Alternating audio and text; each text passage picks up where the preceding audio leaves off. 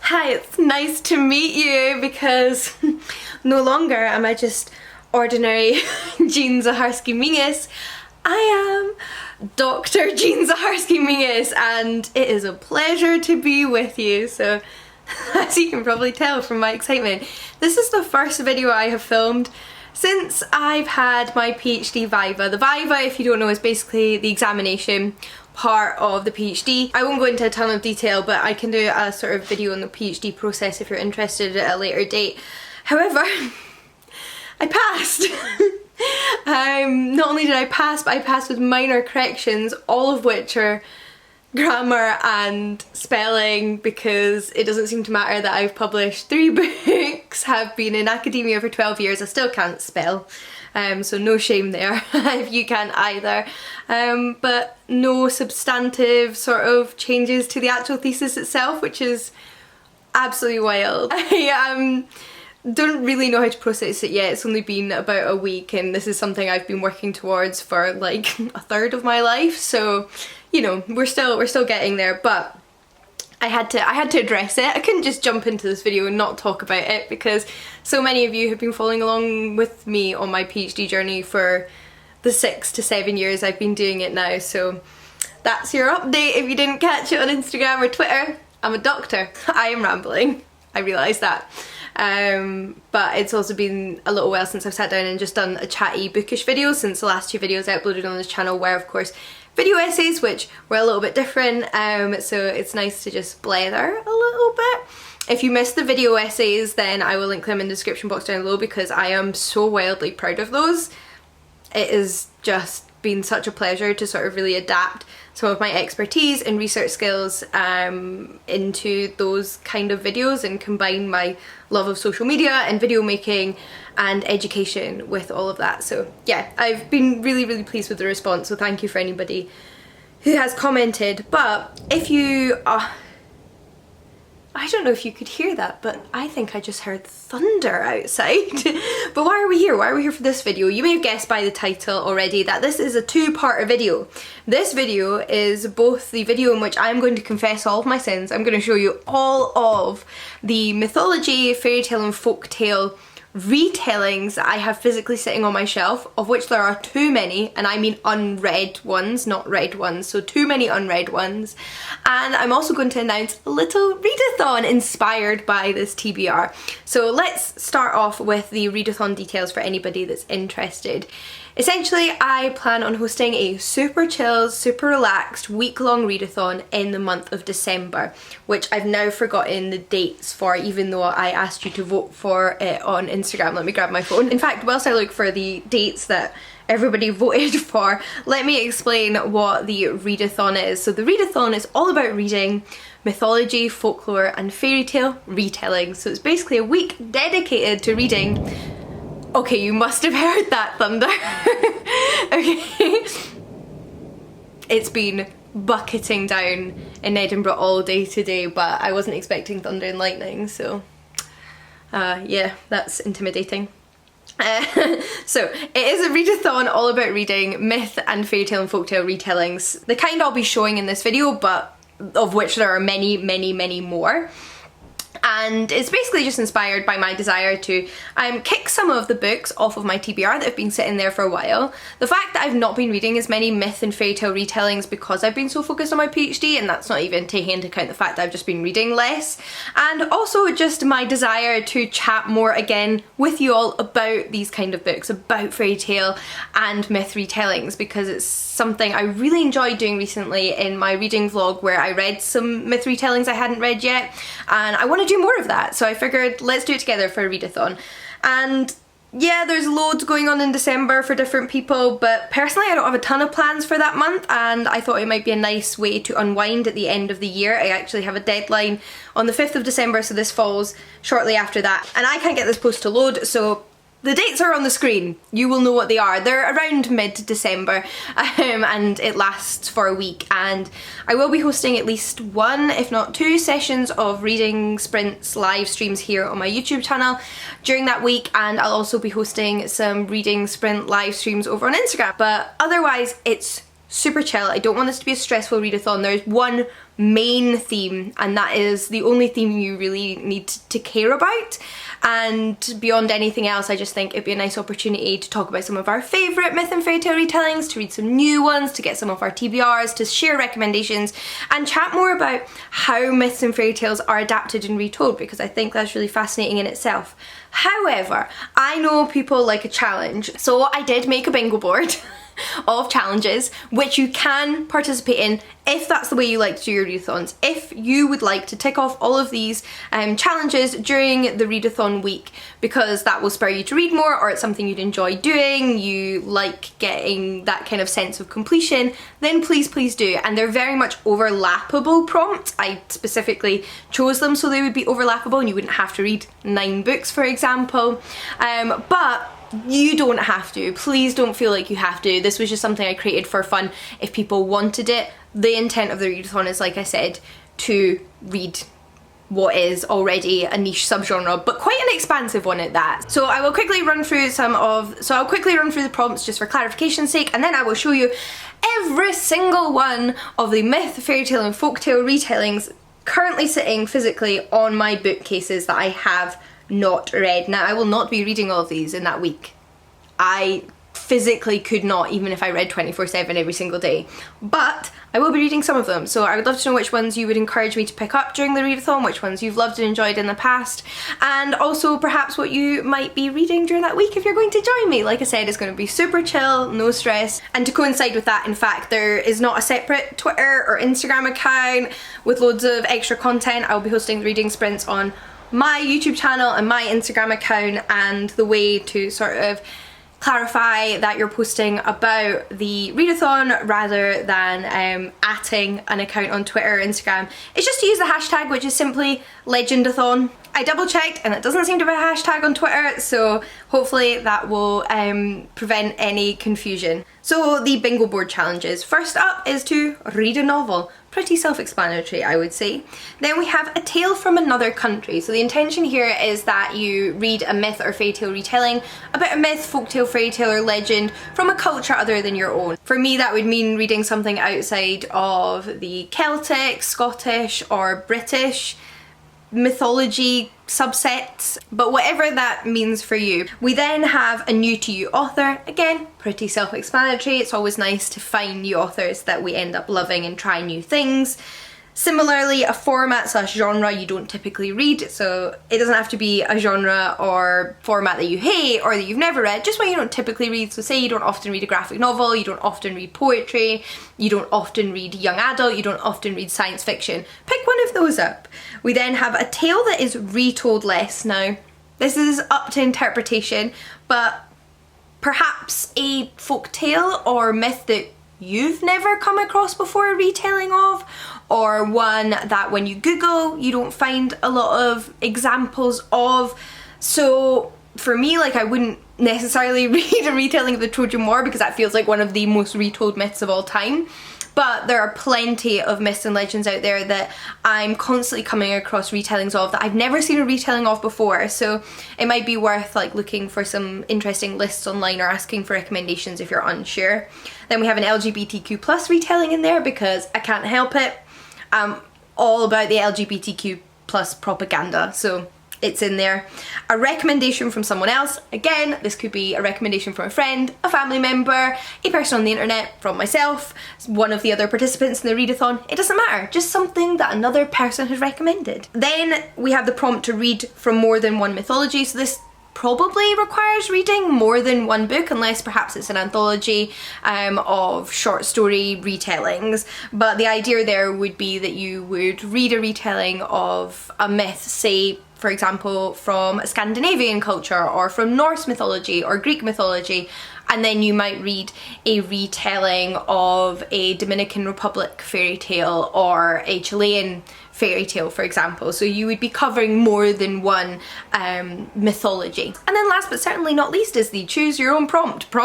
Basically set yourself a little challenge, whatever that may be. I have not decided what mine is yet, but I'm sure I will come up with something and share it with you on Instagram or Twitter. So yeah, those are the prompts if you'd like to participate. I'm super duper excited to just read more from what is one of my favourite subgenres of literature and that I haven't been picking up as much of lately, and I'm super excited to read with all of you and do some reading sprints, etc. online. So stay tuned for some confirmed dates of YouTube sprints. I will schedule them and they'll appear in your subscription feed if you're subscribed, and I'll also post about them on my Instagram stories. So yeah, with that all covered, let's look at all of the myth and fairy tale retellings on my TBR, shall we? And I mean physical TBR because, to be honest, there are far, far more than this that I want to read. I just don't own copies of. So first, on top of the pile, we have Rose Daughter by Robin McKinley. This one is a retelling of Beauty and the Beast, and it's actually one of two retellings by the same author. So Robin McKinley wrote another retelling of Beauty and the Beast called Beauty. Really forgot that title there. Called Beauty, which I've already read. Really enjoyed. I think Robin McKinley has a very like quintessential fairy tale tone to her writing that I really enjoy, and I've been meaning to read this book for a while, ever since I read Beauty and really enjoyed it, because it's another take on the same fairy tale, and I always think it's really interesting when the same author retells the same story, because they must do something quite different with it. There must be something that sets it apart from the other book they wrote, and for that reason I'm extra intrigued to see what Robin McKinley did the second time around. I say the second time around, I'm not 100% sure which one came first. I think Beauty came first. I think. I'm not 100% sure. And for that reason this one's probably pretty high off my TBR for the week of the readathon. We then have a book which is a sequel, and that is Arusha and the Song of Death by Roshani Choksi. So this is the second book in the Arusha series. I read book one, really enjoyed it, and this is a middle grade series inspired by Hindu mythology, in which this young girl called Arusha unleashes this terrifying sort of curse down on the world where everything goes into sort of frozen stasis, and she must save both her loved ones but also like everybody else. And it turns out she's actually a Pandava, a descendant of heroes from Hindu mythology, and I really enjoyed book one, so I've been meaning to get to book two for a while. And then we have Poison Heart by Kaylin Barron. This is a proof, which is the reason why the title's not on the cover, but this, from what I understand, is a book inspired by, or in part inspired by, Medea, who is a witch from ancient Greek mythology, a witch and a princess. And it's a book that I didn't actually realise when first getting sent a copy was inspired by Greek myth, because I don't think it's a standard straightforward retelling, but it has elements of that myth woven through it, and it is about a magic practitioner. It's a YA novel. Our protagonist is a young woman who embraces her extraordinary powers and discovers a deadly family legacy in what is described as a inclusive feminist fantasy, which sounds fantastic, and it's by the author of Cinderella is Dead, which was a sapphic YA retelling of Cinderella, which I really enjoyed, so looking forward to this one when I get to it. We then have Winter Rose by Patricia A. McKillip. Now, I love the cover of this book. It's an old sort of hardback edition, which I'm not sure when it came out, 1995?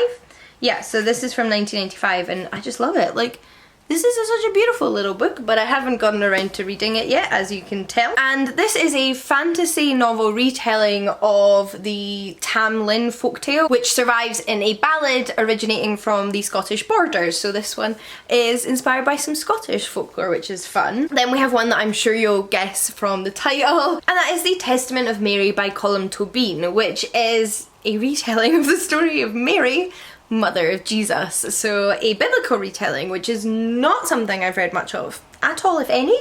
I don't know if I've ever read a full-length novel or even novella which retells a story from the Bible. I'm pretty sure I've read some short stories and poems, but not a novel or novella, so that would be really interesting. And I've never actually read anything by Colm Tóibín, even though people rave about him, so I'm excited to finally get around to him. Then we have Cassandra by Krista Wolf. So this is a retelling of the Greek myth of Cassandra, who was a seer. She was originally an ordinary woman who was cursed to be a seer, but a seer who no one ever believed because she rejected the god Apollo. And this was first written in German, but this copy is translated into English because I cannot read German. And I will say I probably have more Greek and Roman myth retellings on this list than any other singular mythology, but there's still a fair few from other places in the world, so I have always meant to read this. I started it a little while ago and never managed to finish it, but I need to like get back stuck in and read it because it's got such good reviews. And then I've made a mistake. This book is not on my TBR, I've already read this. It's The Wrath and the Dawn by Readathon, but the reason that I think it's ended up in this pile is because I haven't read the sequel, and I do own the sequel, but now I don't know where it is, because if it wasn't next to this, where would I have put it? I will tell you though that this duology, of which I've read the first and not the second, is a retelling of the Arabic work 1001 Nights, and I really enjoyed book one. It's a sort of YA fantasy romance, I'm not gonna lie. Not sure what else to call it, but it's a lot of fun. I really enjoyed the writing and the world building, so I've been meaning to read book two, which is not this, but I will get to it, and it is on my TBR. Then we have a retelling of the Roman story of Lavinia by Ursula Le Guin. This is the story of Lavinia, who is the wife of Aeneas, who is originally a Trojan hero, but his most famous adventure is when he sets off from the destroyed Troy to found the city of Rome, which is probably best preserved by Virgil's Aeneid. So this is the story of Lavinia, who's someone I do not think we hear enough about. So I really like that Ursula Le Guin has written a retelling of Lavinia, and I'm not aware of many retellings or mythology retellings by Ursula Le Guin. I don't know if this is like the only example of that genre in which she dipped her toes into, but it's really interesting that she did, because she predominantly writes sci-fi with a side of fantasy. Then we have a retelling of Little Red Riding Hood, which I believe is originally a Grimm's brother fairy tale, so German in origin, and this is For the Wolf by Hannah Witten. Another YA fantasy, I believe, and one which begins a lot more violently than the original myth, in that our protagonist, who is called Red, yes, her name is Red, is the second daughter to her family, which means her whole purpose is to be sacrificed to the wolf. I don't know what happens from there, but I really like the idea, and I've not read many retellings, or at least novel-length retellings of Little Red Riding Hood. Continuing on the fairy tale theme, we have The Shadow in the Glass by Ya Harwood, which is a retelling of Cinderella, originally written in French by Charles Perrault, and I loved the sound of this when I picked up in the bookshop. The blurb just spoke to me, so I'm just going to read the blurb to you. Once upon a time, Ella had wished for more than a life as a lowly maid. Now forced to work hard under the unforgiving, lecherous gaze of the man she once called stepfather, Ella's only refuge is in the books she reads by candlelight, secreted away in the library she isn't permitted to enter. One night, among her beloved books of far-off lands, Ella's wishes are answered. At the stroke of midnight, a fairy godmother makes her an offer that will change her life. 7 wishes, hers to make as she pleases. I can't read today. But each wish comes at a price, and Ella must decide whether it's one she's willing to pay. Sounds like a really interesting take on Cinderella, a little bit different, and I really like the sound of it. Then I actually want to show you the next 2 books at the same time, because they're a retelling of the same story, and that is Tristan and Isolde, which is a legend that exists both within the sort of Scottish and Irish mythologies, so Celtic in origin, and like I mentioned, we have 2. So one of them is an adult fantasy novel or historical fantasy novel. I think both these books are very much like situated in a sort of medieval historical society, but I gather that there is perhaps a little bit of magic in both.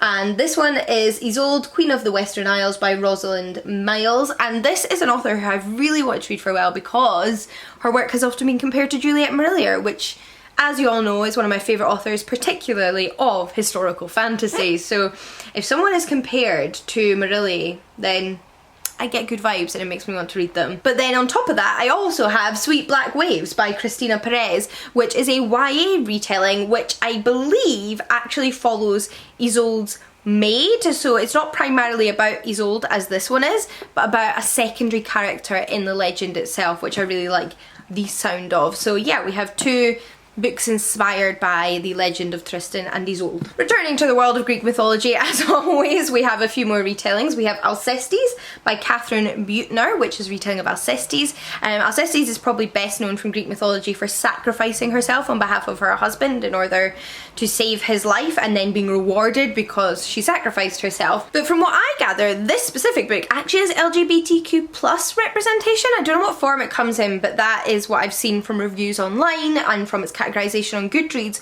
so I'll be interested to see what form that takes.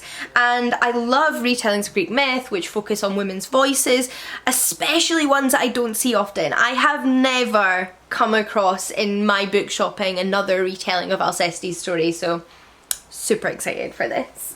Then we have Daughters of Sparta by Claire Haywood. This is the US edition of this novel because I love the illustrations of this. I explicitly ordered it off Book Depository because I wanted the American edition. As much as I like the UK edition, this just spoke to me as an illustrated cover. And this is a retelling of Helen and Clytemnestra's stories, because if you don't know, in Greek mythology, Helen and Clytemnestra are actually both sisters from Sparta, and Helen's husband Menelaus actually becomes king of Sparta through his marriage to Helen, which is where he gains his legitimacy as ruler of this kingdom. And it's about both women and their stories, and before, during and after the events of the Trojan War. So a lot to pack in to one book, but I'm very, very excited. I feel like those are two women that I'd like to see more retellings of. I see a lot of retellings of the events around their stories, but as two individual women, I don't see a lot of books from their perspectives, which I would like more of. Then of course, on the topic of the Trojan War, we have The Women of Troy. So this is actually the sequel to Silence of the Girls by Pat Barker, this being by Pat Barker. And this one I believe focuses on the experiences of the women in the aftermath of the Trojan War, so after the Greeks have defeated the Trojans, which are in part recounted to us by Euripides in his play The Women of Troy.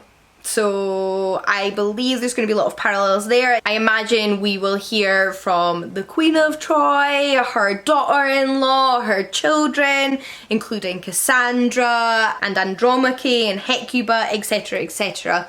I loved the first book in the series because Pat Barker does something really interesting in her myth retellings, which is that she very much historicizes them. She effectively uses the myths to explore the realities of warfare, and in this specific instance, ancient warfare and its effects on women, which I really, really appreciate, and I feel like has a real sort of academic side to it. Like, it contributes something to the imagining and our understanding of this area of scholarship, because it's something that's only in the past few years had a lot more research around it, particularly by the scholar Kathy Gaka. So I think Pat Barker did something really phenomenal with book one, and I'm looking forward to book two, but quite harrowing, so I have to be prepared to read that one. Then we have Poison by Sarah Pinborough, and this is a Snow White retelling. It specifically says on the front, a wicked Snow White tale. So I don't know what kind of retelling we're getting here, but I was drawn in by the like cool book cover, and it was on sale in Forbidden Planet when I picked it up. The blurb reads, in a kingdom far, far away, a handsome prince rescues a beautiful princess from the machinations of her wicked stepmother, Snow White perhaps, sweeps her onto his white horse and rides off into the sunset. But in Sarah Pinborough's wicked retelling of the classic tale, nothing is quite as you remember it. Really don't know what to expect. I don't know whether to expect a book set after the main events of the fairy tale or during the main events of the fairy tale based on that blurb, to be perfectly honest, but I haven't read many Snow White retellings, and again this is one that originally was published in Grimm's Tales, so it was first written in German. And then we have another Greek one, because how else would we polish off this video, and that is Elektra by Jennifer Saint, which I still haven't read. I need to read this book. This is a proof. The book is out now and I still haven't read the proof, but as I said, I've been very consumed with PhD, and Greek myth retellings were the last thing on my TBR, to be perfectly honest.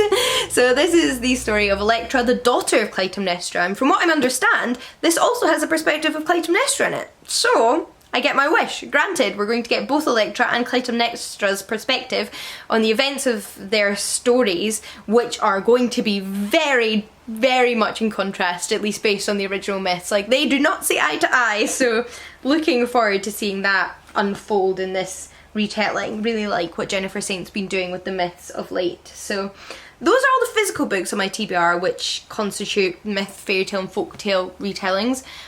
I have more on my Kindle. I might have some saved on Scribd. I may even have some on Audible, and others which I'm just generally interested in but have yet to acquire. So what I end up reading during the actual readathon itself is very much yet to be decided, but I'm looking forward to it, and I would love to hear from you what you think I should read, and also what you might like to be reading yourself during that week, and if you think you'll be able to participate, because yeah, I think it'll be nice. Super relaxed, super fun, and super chatty hopefully. So yeah, I guess that pretty much covers everything I wanted to cover in this video. I really crammed a lot in, didn't I? Oh, in fact, whilst I'm here, let me also mention that I have 3 books you can pre-order at the moment.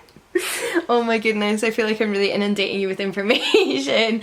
But if you didn't see on Twitter or Instagram already, I have announced that I have 3 new books coming out next year, one of which is my next children's book, which is Goddesses and Heroines, published by DK. Same age range as Greek myths and Egyptian myths, but this one isn't about one singular mythology, it's actually about women from mythology around the world. So it has a section on mermaids, it has a section on fairies, it has a section on war goddesses, it has a section on warriors and queens and much more, and a ton of information as well as stories to consume for younger readers, but older readers too if you fancy. So that's something I'm really excited to come out in the summer of 2023. I loved working on that book, particularly because I got to write up some fairy tales and myths from Celtic folklore that I grew up with myself.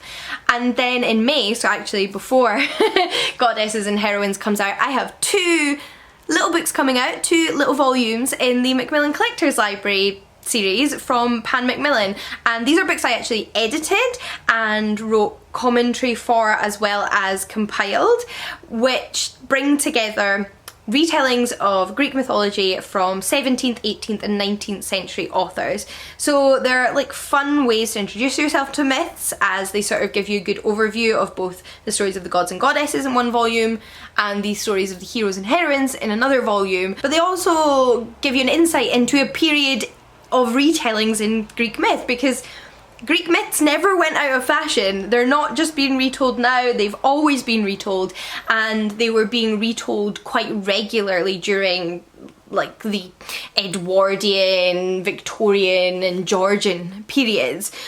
So it was really fun picking what I felt were some of the most accurate but also most entertaining versions of those myths to include in those volumes, and I really hope you'll enjoy reading them. But yeah, I guess that covers everything, right? I can't possibly have anything else to tell you. So hopefully you'll join me for a relaxing readathon in December if you can, and until next time, happy reading. I'll see you all again soon. Bye everyone.